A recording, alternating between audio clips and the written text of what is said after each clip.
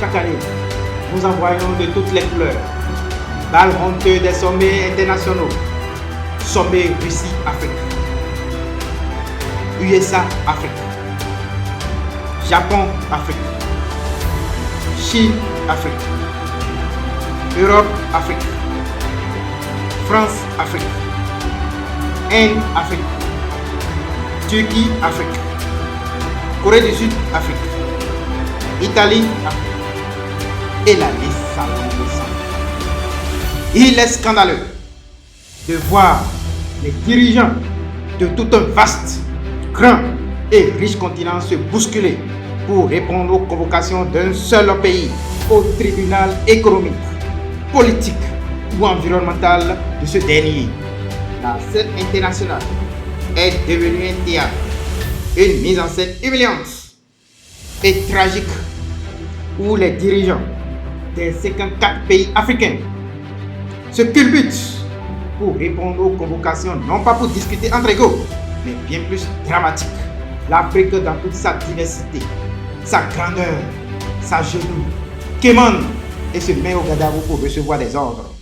Pourquoi est-ce aux 54 nations africaines de faire décoller leurs avions pour se rendre en rang serré en Chine, en Russie, en France, aux États-Unis et ailleurs?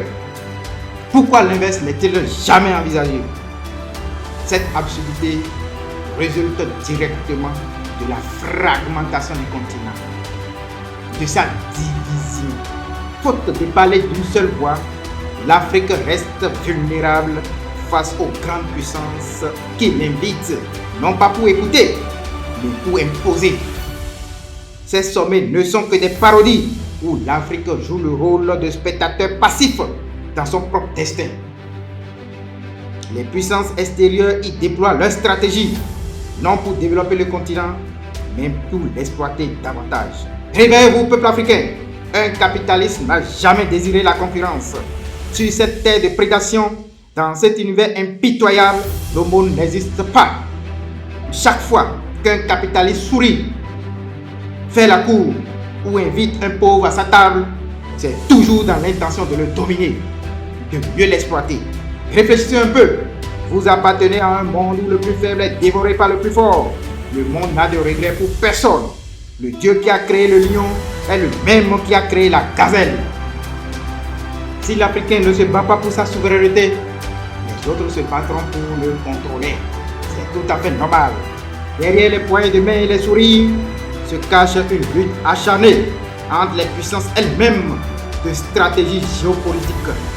S'accaparer les ressources naturelles, marchés, l'influence stratégique, etc. Chaque puissance tente de placer ses pions, de mieux tromper et dominer l'Afrique, tout en camouflant leurs intentions sous le vernis de l'aide au développement. Une situation que Kwame Nkrumah, l'un des pères de l'indépendance, redoutait déjà au lendemain des indépendances nominales. Il ne faisait que répéter sans cesse: individuellement, nous serons tous crucifiés.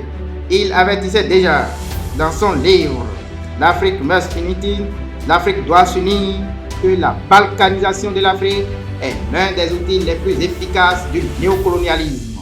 Diviser pour mieux régner est une stratégie qui a trop bien réussi. Lorsqu'il a voulu engager la révolution, ses idées ont été rapidement perverties, laissant place à des organisations fantoches telles que l'OUA, CEDEAO, CEEAC, etc.